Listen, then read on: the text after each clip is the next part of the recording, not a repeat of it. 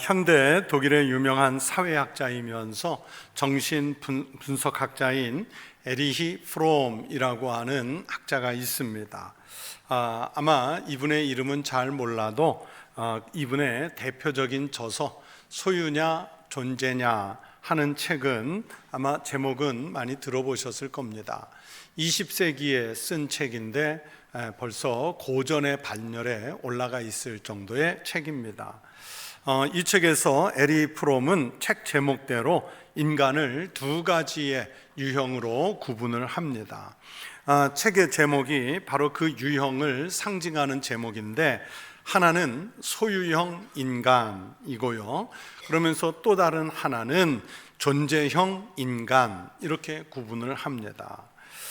소유형 인간은 무엇인가를 소유하는 일에 인생의 목적과 의미를 두는 사람이에요. 반면에 존재형 인간이란 인간답게 존재하는 데에 인생의 목적과 의미를 두고 사는 사람이라고 이분은 정의를 합니다. 그래서 이 두 유형의 인간은 행복관 자체가 달라요. 소유형 인간은 무엇인가 하나라도 내가 더 소유해야 행복하다고 여깁니다. 그런데 문제는 아무리 많이 소유해도 그 소유가 만족을 줄 수 없다는 사실이죠. 그러면서 에리 프롬은 이 소유형 인간의 예를 자동차를 가지고 예를 들었습니다.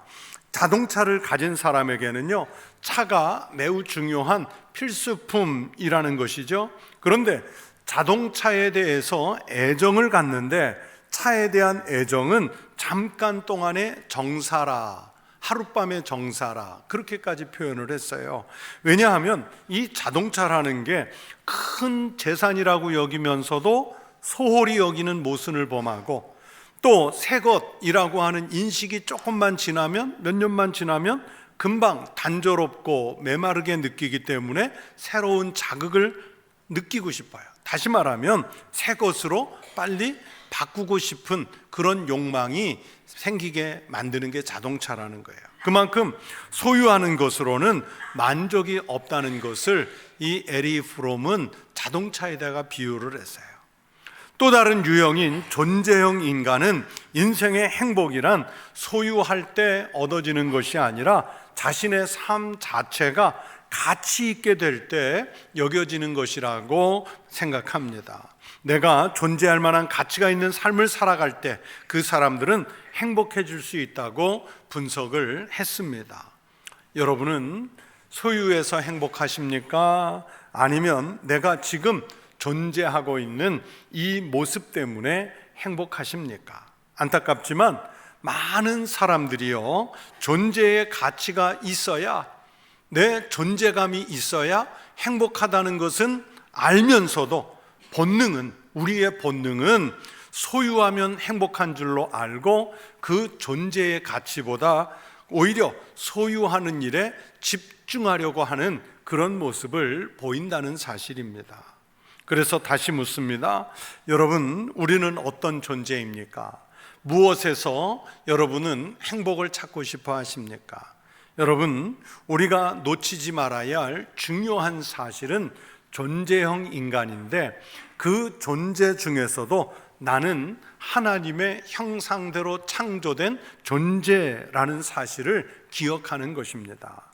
하나님의 형상을 가졌다는 것은 하나님의 뜻에 부합한 삶을 살도록 창조되었다는 뜻입니다. 그래서 우리는 세상적인 것을 얼마나 소유했느냐 하는 것이 우리 행복의 기준이 아니라, 내가 하나님과 얼마나 가까이 있느냐, 얼마나 하나님과 동행하는 삶을 사느냐, 얼마나 하나님의 뜻을 헤아려서 살았느냐 하는 이런 신앙의 성숙도가 하나님의 형상으로 창조된 사람들의 행복을 결정하는 요인이 되는 것입니다. 그런데 우리가 하나님 앞에 존재로서 정말 행복하기를 원한다면, 여러분, 그 중에서도 제일 중요한 요소는 바로 감사입니다. 다름 아닌 감사예요. 감사가 있느냐 없느냐의 여부가 그 사람을 행복하게 하느냐 행복하지 못한 삶을 살게 하느냐는 그것을 결정하는 제1의 요인입니다. 오늘 성경이 말씀하죠. 범사에 감사하라. 이것이 그리스도 예수 안에서 너희를 향하신 하나님의 뜻이니라. 여러분, 이 말씀에서, 오늘 본문 말씀에서 범사라는 말은 조건이 없다는 뜻입니다. 환경을 고려하지 않는다는 뜻입니다. 형편을 고려하지 않는 것입니다. 그래서 이 범사에라는 말은 우리가 역경이나 고난 중에 있을 때까지를 다 포함해서 일컫는 말입니다. 그리고 이 단어의 진정한 의미는 사람이 스스로의 판단이나 경험에 의존하지 말아야 한다는 뜻을 담고 있습니다. 모든 궁극적인 기준이 하나님께 있다는 의미입니다. 현재의 불행한 사건이 있을지라도 눈을 들어서 하나님께서 베푸신 은혜를 곰곰이 생각해 보면 감사한 일을 발견할 수 있어요. 고난 중에도 감사를 찾아낼 수 있어요. 내 몸이 병들어 아픈 중에 있어도 그토록 강건하게 살도록 지금까지 인도하신 하나님의 은혜를 생각하면 또 감사할 수 있어요. 그래서 이 범사에 감사하는 것이 예수님 안에서 하나님의 뜻을 나타내는 것이라고 오늘 본문의 성경은 우리에게 말씀하고 있습니다. 이 말씀에서 범사에 감사하라 하는 말씀은 그래서 우리가 살아가는 평상의 삶에 감사하라는 말씀입니다. 기적이 일어나야만 감사하고 초자연적인 역사가 있어야만 감사하고 신앙에 무슨 특별한 체험이 있어야만 감사라는 것이 아닙니다. 부자가 되어야만 감사하고 병들었다가 병이 확 나야 감사하고 그런 감사가 아니에요. 자식이 하는 일마다 잘 돼야 감사하고 무슨 성공하고 출세해야 감사하고 그런 뜻이 아닙니다. 일상이 있으니 감사하고 할 일이 있으니 감사하고 일용할 양식을 먹으니 감사하고 주변에 가족이 있으니 감사하고 아멘 할 때까지 끝까지 할 거예요. 편하게 다닐 교회가 있으니 감사하고 좋은 나라에 살게 하시니 감사하고 공부할 수 있어서 감사하고 이웃이 있어서 감사하고 예수님 마음껏 믿으니 감사하고 이 평상의 감사잖아요. 왜 아멘에 감사가 없어요? 여러분, 우리가 사는 자리를 살피면 그 평범한 가운데 전화를 좀 빨리 꺼주셔야 될 것 같아요. 네, 그 평범한 가운데 감사의 조건은요 수를 헤아릴 수가 없어요. 그냥 우리가 존재하는 그 자체가 감사한 게 얼마나 많은지요. 한 번은 제가 텔레비전에서 다큐 프로를 보는데 집안에 먼지가 얼마나 많은지요 육안으로 볼 수 없는 그 상황을 진단해 보는 거예요. 고성능 고화질 카메라를 갖고 자, 모범 그 모델이 되는 집에 갔는데 집은 깨끗하고 실내도 청소가 잘 되어 있어서 아주 깔끔하게 정돈된 방이었어요. 그런데 거기에다가 특수 카메라, 이제 고화질 고성능 카메라를 들이대니까 얼마나 많은 세균들과 벌레들이 집안에 우글거리는지를 몰라요. 카펫 위를 들여다보니까 사람의 몸에, 여러분 우리가 사람이 그냥 존재하면 거기에서 각질도 떨어지고 뭐 살도 떨어지고 뭐 비듬도 떨어지고 머리카락 떨어지잖아요. 거기 인간의 몸에서 떨어진 그 부스러기, 피부 부스러기들을 먹느라고요 많은 세균과 벌레들이요 그 화면 속에서 막 정신없이 왔다 갔다 하는 거예요. 보신 적 있으세요? 심지어는요 여기저기 알까지 까놨어요. 소파와 침대 및 우리가 덮고 자는 이불 속은요 그 카메라에 의하면 세균들의 가장 좋은 번식처예요. 우리가 매일 깔고 우리가 안고 우리가 덮는 그게 그렇더라고요. 제가 그걸 보며 생각했습니다. 야, 이건 눈이 너무 좋아서 이거 다 보이면 안 되겠다. 지금 안 보이는 거 적당하게 보이는 게 이게 참 감사하더라고요. 만약에 우리의 눈이 그 카메라보다 그 카메라 같아가지고 다 이 미세한 것이 보이면 우리가 얼마나 끔찍할까요? 그래서 제가 그걸 보면서 하나님 시력을 조절해서 적당히 보게 해주셔서 감사합니다 그랬어요. 오늘 말씀 준비하면서 이 눈인 그 프로그램이 생각났는데, 그러다 보니까 또 귀가 이제 연구해 봐야겠다. 귀를 생각했잖아요. 만약에 내 귀가 지금보다 2배 정도 소리를 더 잘 듣게 된다면 어떤 일이 벌어질까? 아마 사람들은요, 저를 포함해 사람들은 다 신경쇠약증에 걸릴 거예요. 여러분, 지금 우리가 살고 있는, 여러분이 지금 살고 있는 이 지구가 얼마나 빨리 우주를 날아가는지 아세요? 시속 1670km. 자동차 타고 운전하고 갈 때 제가 만약에 130, 140 속도를 막 올려 고속도로를 달리면 옆에 앉은 가족들이 좀 천천히 가라고, 너무 빠르다고, 어지럽다고. 근데 여러분, 1670km로 지금 날아가고 있는데 어지러우세요? 나 지구에 앉아 있으니까 어지러워. 멀미하네요. 그런데 이 큰 지구, 이 땅덩어리가 엄청난 속도로 달리는데 여러분, 소리가 날까요, 안 날까요? 왜 안 나겠어요? 어마어마한 소리가 나는 거예요. 우리 사람이 들을 수 있는 영역 밖의 고주파 소리가 나는 거예요. 그래서 그 소리가 너무 커가지고 사람이 들을 수 없는 거예요. 오히려 반대로 우리 귀가 너무 밝아서 아주 작은 개미가 기어다니는 소리까지 우리가 다 듣고 산다면 어떻게 살까요? 우리가 들을 수 있는 소리만 듣는 게 감사한 거죠. 지구 날아가는 소리, 개미 걸어가는 소리 다 안 듣고 사니까 감사한 거예요. 코도 생각해 봤어요. 지구에는 헤아릴 수 없이 많은 물질이 존재하는데 모든 물질은 고유의 냄새를 가지고 있다 합니다. 여러분, 사람들이 가려낼 수 있는 냄새가, 제가 이번에 검색해 보니까 나는 내 코가 그렇게 많은 걸 맡을 수 있는 줄 몰랐어요. 우리 사람의 정상적인 코가요 10만 가지를 구별할 수 있대요. 놀랍죠. 그런데 개의 후각에 비하면 아무것도 아니에요. 개의 후각은 우리 인간의 100만 배, 100만 배라고 합니다. 그래서 만약 우리가 진돗개나 세포트처럼 예민한 후각을 가지고 있다면 맡지 않아도 될 온갖 냄새 때문에 악취와 역겨움에 정신을 못 차릴 거예요. 그러므로 우리의 눈도 적당히 보고, 우리의 귀가 적당히 듣고, 우리의 코도 적당하게 맡을 수 있는 것만, 그 냄새를 맡을 수 있다는 사실이 얼마나 감사한 일인지요. 얼굴 하나만 놓고 봐도요 이렇게 감사해요. 범사에, 평소에, 평상에, 일상에 감사하는 게 그런 거예요. 그래서 넘쳐야 감사하고 많이 가져야 감사한 것이 아니라 지금 내게 주신 은혜를 감사할 때 그 삶이 행복하고 필요에 따라 더 많은 복을 주시는 하나님의 은혜를 누리게 될 줄로 믿습니다. 오늘 그리고 지금 가지고 있는 곳에 감사하는 성도 되시기를 축복합니다.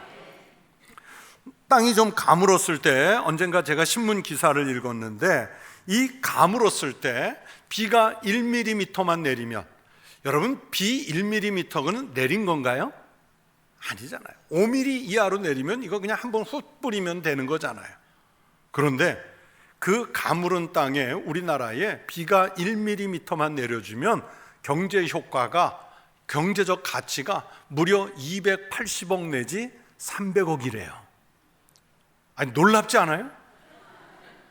1mm 비가 280억 내지 300억이래요. 그래서 그 기사를 읽은 후에 며칠 있다가 비가 오는데 저도 모르게 하늘 보면서 하나님 돈비 내려주셔서 감사합니다 그랬어요. 이게 돈인 거예요. 여러분, 돈비 내리니까 얼마나 감사해요.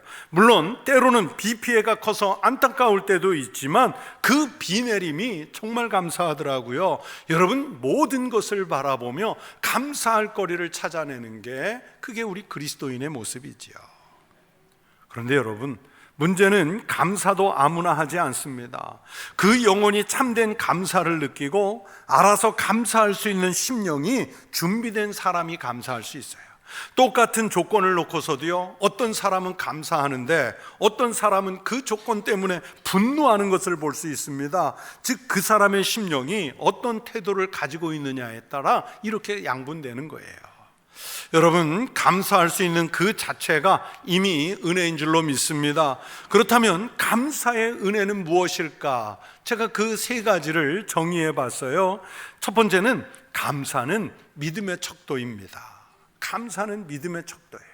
여러분, 저를 한번 따라해 보세요. 감사는 믿음의 척도입니다. 믿음의 척도예요.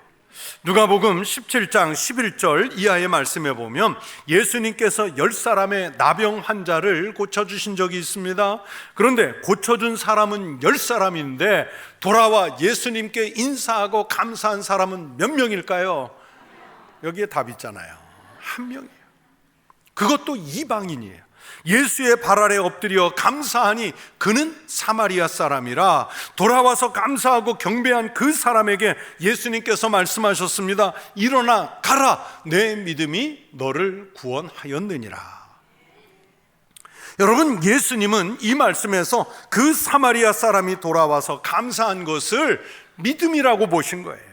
믿음이 있는 사람은 감사가 있습니다. 반면에 믿음이 없는 사람은 아무리 큰 혜택을 받아도 감사가 없습니다. 여러분, 이 돌아오지 않은 9사람은요, 그들은 지금 천영, 나병에서 고침받았잖아요. 가족들에게서, 이웃 공동체 속에서, 사회 속에서 따돌림 받았다가 고침받음으로 복귀할 수 있는 은혜를 받게 됐잖아요. 그러면 당연히 예수님께 먼저 달려와 감사해야 되는 것 아니겠습니까? 그런데 그들에게는 9사람에게는 믿음이 없었단 말이에요.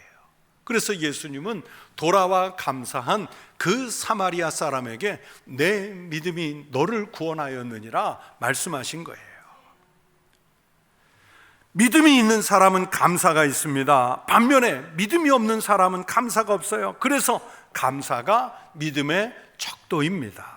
여러분, 신자와 불신자의 차이가 무엇이라고 생각하십니까? 로마서 1장 21절의 말씀을 들어보십시오. 하나님을 알되 하나님을 영화롭게도 아니하며 감사하지도 아니하고 오히려 그 생각이 허망하여지며 미련한 마음이 어두워졌나니, 경건하지 않은 사람들, 즉 불신자들은 하나님이 계신 것을 알면서도 하나님께 감사하지 않는다고 이 로마서 말씀에서 사도 바울이 지적하잖아요. 그러므로 반대로 경건하다는 것은 다른 말로 하면 감사할 줄 안다는 얘기와 같습니다.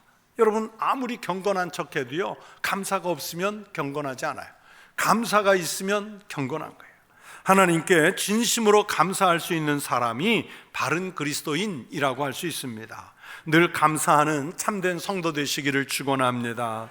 또 두 번째, 감사는 인격의 척도이기도 합니다. 여러분, 감사가 무엇의 척도라고요? 인격의 척도예요. 여러분, 고상한 사람일수록요 감사가 많습니다. 비열한 사람일수록요 원망과 불평을 쏟아냅니다. 목회하면서 보면요, 교인들을 볼 때 저 사람은 신앙이 좋다, 저 사람은 신앙이 나쁘다는 것을 무엇으로 보겠습니까? 물론 새벽기도 빠지지 않고 헌금 많이 하고 교회 대소사 다 간섭하면 믿음이 좋다고 봅니까? 물론 그것도 믿음을 보는 중요한 요소임에 분명하지만 정말 믿음이 좋은 사람은 감사가 넘치는 것을 먼저 봅니다. 그리고 더 중요한 것은 정말 믿음이 좋은 사람은 그래서 감사가 넘치면 인격이 부드러워지고요 온화해져요.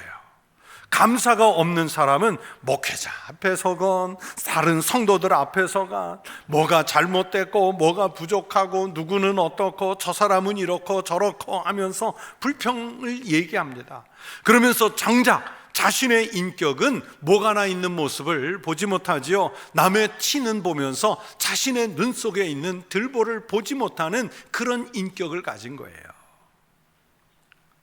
옛날 선인들이 얘기하시기를 원망은 망하는 백성의 기질이라고 했는데 이것은 참 성경적입니다. 원망이 많은 나라, 원망이 많은 사람은요 망하게 돼 있어요. 반대로 감사가 많은 나라, 감사가 많은 사람은 형통하게 되어 있습니다. 그래서 제가 우리 성도들에게 종종 말씀드리는 게, 감사가 많고 간증이 많은 교회가 좋은 교회, 감사가 많고 간증이 많은 성도가 좋은 그리스도인이라고 자주 말씀드리잖아요. 이사야 선지자는 하나님을 무시하고 하나님을 원망하고 하나님의 은혜를 모르는 이스라엘 사람들에게 이렇게 선포했습니다. 하늘이여 들으라, 땅이여 귀를 기울이라. 여호와께서 말씀하시기를 내가 자식을 양육하였거늘 그들이 나를 거역하였도다. 소는 그 임자를 알고 나귀는 그 주인의 구유를 알건만은 이스라엘은 알지 못하고 나의 백성은 깨닫지 못하는도다 하셨도다. 짐승도 임자를 알아보는데 키운 자식 같은 이스라엘이 하나님을 알아보지 못해요. 하나님을 알아보지 못한다는 것은 감사가 없다는 것이 당연한 거죠. 여러분, 우리도 같이 자식을 키우는 입장인데 기껏 키워놨더니 그 자식이 자기가 스스로 큰 줄로 알고 부모가 해준 것에 대한 감사가 없이 당연한 것으로만 안다면 그 자식을 바른 자식이라고 할 수 있겠습니까? 은혜를 모르는 사람을 우리는 배은망덕하다 하지 않습니까? 여러분, 누가 효자이겠습니까? 부모에게 감사할 줄 아는 사람이 효자예요. 나라에 대해서 감사할 줄 아는 사람이 애국자입니다. 교회 다니면서 좋은 교회 주신 것에 대해 진심으로 감사할 수 있는 성도가 좋은 성도입니다. 하나님께 마음 깊은 곳으로부터 감사의 신앙 고백이 있는 사람이 하나님 보시기에 경건한 사람입니다. 인격이 고상한 사람은 그래서 감사를 많이 합니다. 모자란 인격을 가진 사람은 감사보다 불평과 원망이 많지요.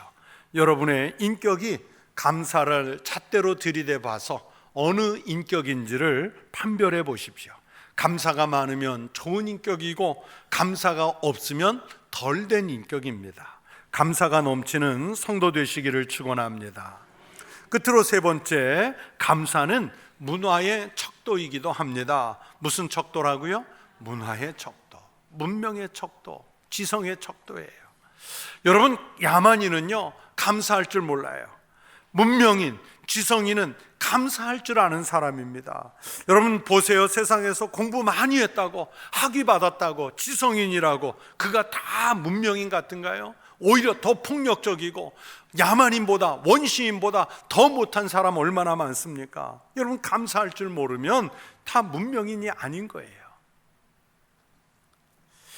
오래전 슈바이처 박사님 전기를 읽었는데 거기에 이런 대목이 있어요. 슈바이처 박사가 아프리카 선교사로 가서 그 가봉이라는 나라거든요. 병원을 세우고 병을 고쳐주었더니 처음에는 그 병원에 입원해서 병을 고침받고 퇴원하는 사람들이 이 슈바이처 박사와 병원 스태프들에게 돈을 달라는 겁니다. 내가 여기 병원에 와서 입원해 있는 동안 아파서 며칠 동안 고생하고 가는데 돈을 달라고, 여비 달라는 거예요. 병을 고쳐준 것에 대한 감사가 없는 거예요. 그랬던 사람들이 복음을 듣게 되고 그러면서 선교사님 통해 하나님의 은혜를 깨닫고 그리고 먼 나라에서 자신들을 위해서 후원해 주는 많은 사람들이 있다는 것을 알면서 이들이 점점 감사가 생기기 시작했답니다. 그래서 나중에는 이 병을 고침받은 사람들이 감사하니까 슈바이처 박사에게 계란을 가져오는 사람, 아니면 닭을 가져오는 사람, 아니면 농사 지은 것에 산물을 가져오는 사람, 감사가 그렇게 표현이 되더라는 거예요. 오래전 말레이시아에서 사역하는 우리 교회 협력 선교사님에게 들은 이야기인데, 여러분 말레이시아에 가면 그 보르네오 정글에도 다양한 원시 부족들이 있거든요. 저도 참 많이 가서 만나 뵀는데 이 말레이시아 보르네오 원주민들 말 속에도요, 이 선교사님들의 표현에 의하면 감사라는 단어가 없대요. 감사라는 개념이 없대요.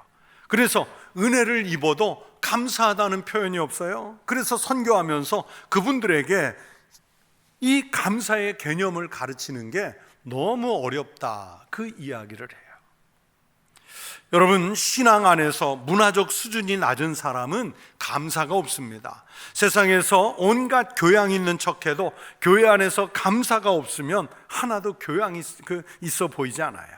세상에서는 별로 드러나지 않는 사람이라도 자신의 삶에 대해서 하나님께 감사하고 사람들에게 감사하는 사람이 훨씬 더 교양 있어 보입니다. 그래서 감사는 문화의 척도이기도 합니다. 감사를 많이 하셔서 교양이 있는 그리스도인 되시기를 바랍니다. 우리는 하나님 때문에 감사하는 성도가 되어야 합니다. 그리고 하나님의 영광을 위하여서도 감사하는 성도가 되어야 합니다. 주님이 성령으로 내 안에 계심을 감사하는 성도 되시기를 축원합니다. 오늘 추수감사주의를 지키면서 금년 한 해 동안 내게 채우신 은혜에 감사하는 성도 되시기를 축복합니다. 주님의 살과 주님의 피 성찬을 받는 성도들 모두가 감사의 은혜로 채워가는 믿음의 삶이 되도록 전 삶을 주님께 의탁하고 살아가는 성도들 되시기를 우리 주의 이름으로 축원합니다. 기도하겠습니다. 하나님 아버지, 감사합니다.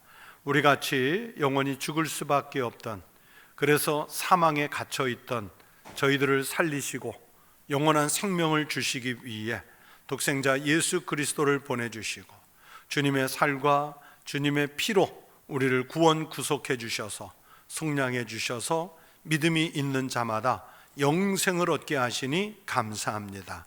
그리고 범사에 우리가 살아가는 일상 속에서 늘 주님의 은혜를 느끼며 고백하며 살아갈 수 있게 해주셔서 감사합니다. 예수 그리스도 안에서 우리가 범사에 감사함으로 하나님의 뜻을 이루게 하여 주시옵소서. 예수님 이름으로 기도하옵나이다. 아멘.